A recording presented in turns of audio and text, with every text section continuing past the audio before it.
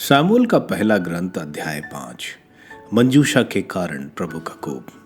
ईश्वर की मंजूषा छीन लेने के बाद फिलिस्तीनी उसे एबेन एजेर से अशदोद ले गए। फिर फिलिस्तीनियों ने ईश्वर की मंजूषा ले जाकर उसे दागोन के मंदिर में दागोन के पास रखा। जब दूसरे दिन सवेरे अशदोदवासी जागे तो वे देखते क्या है कि प्रभु की मंजूषा के सामने दागोन सिर के बल भूमि पर गिर पड़ा है। उन्होंने दागोन को उठाकर फिर उसके स्थान पर रख दिया। जब वे तीसरे दिन सवेरे उठे तो फिर दागोन प्रभु की मंजूषा के सामने सिर के बल भूमि पर गिरा हुआ था। दागोन का सिर तथा उसके दोनों हाथ कट गए थे और देहली पर पड़े हुए थे। दागोन का अब धड़ ही रह गया था। इसी कारण दागोन के पुजारी और सारे लोग जो अशदोद में दागोन के मंदिर में आते हैं आज तक देहली पर पैर नहीं रखते। प्रभु का हाथ अशदोद के निवासियों के लिए भारी पड़ा। उसने अशदोद और उसके आसपास के लोगों के लिए शरीर में गिट्टियां उत्पन्न कर उन्हें उत्पीड़ित किया।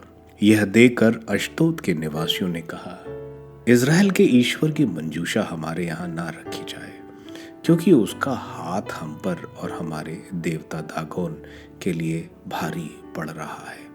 इसलिए उन्हें फिलिस्तीनियों के सब शासकों को बुलाकर उनसे पूछा, हम इज़राइल के ईश्वर की मंजूषा का अब क्या करें? उन्होंने कहा, इज़राइल के ईश्वर की मंजूषा गत नगर पहुंचाई जाए। इसलिए इज़राइल के ईश्वर की मंजूषा वहीं ले जाई गई।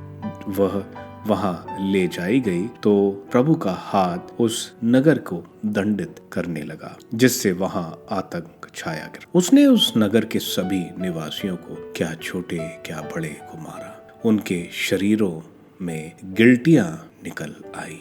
इस पर उन्होंने ईश्वर की मंजूषा एक्रोन भेज दी।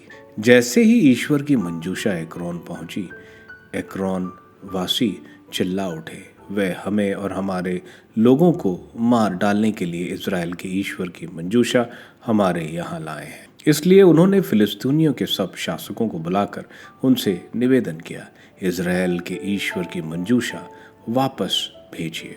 वह जहाँ पहले थी वहीं लौटे, नहीं तो वह हमारा और हमारे लोगों का विनाश करेगी। सारे नगर पर मृत्यु का आतंक छा गया। ईश्वर के हाथ ने उस नगर को दंडित किया। जिन लोगों की मृत्यु नहीं हुई थी वे गिल्टियों से पीड़ित थे। नगर का हाहाकार आकाश में गूंज उठा।